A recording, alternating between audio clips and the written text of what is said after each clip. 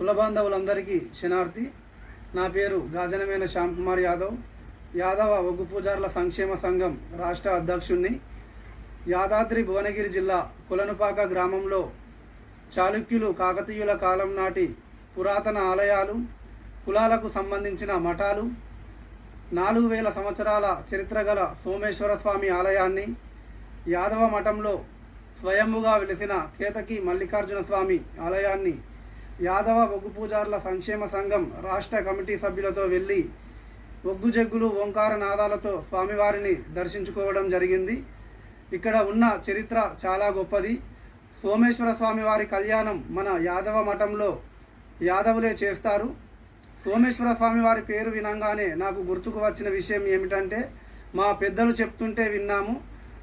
పెద్దిరాజు పెద్దమ్మకు సంతానం లేకపోతే గదవీర సోమదేవుని పూజలు చేశారని.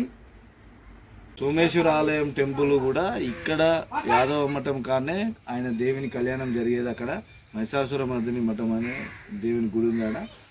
ఆ యొక్క దేవుని గుడి కూడా మన యాదవులము మేమే చేస్తాము. అక్కడి నుంచి పల్లకి మీద తీసుకొచ్చి ఇక్కడ కళ్యాణం చేసి తీసుకుపోయి రథోత్సవం చేసేవాళ్ళం మా తాతల కాలంలో.